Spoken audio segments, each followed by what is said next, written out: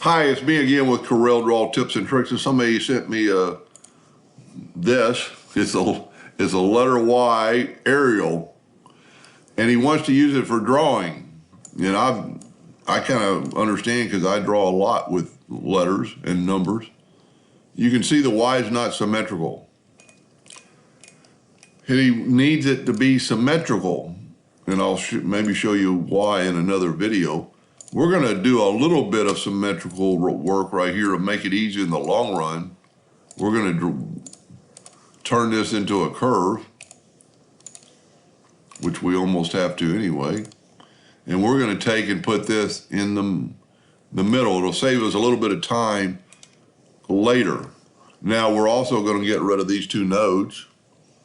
We're going to select this node, this, I'm shift selecting, I'm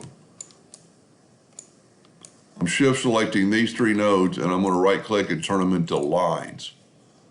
Now it's still not symmetrical because we control D and make a duplicate. Look what happens, we're that far off.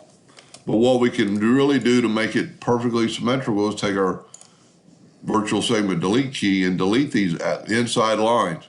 Now, that's why it helped to have this in the center, because it just makes it work out a lot better. Now we're going to use the Smart Fill tool and fill that in.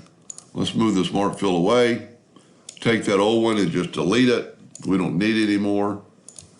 Hit P, put it in the center of the page, go to Outline, and now that is in the center of the page. And if we mirror it, let's Control D and make a duplicate and make the mirror red, or make the duplicate red, and then mirror it.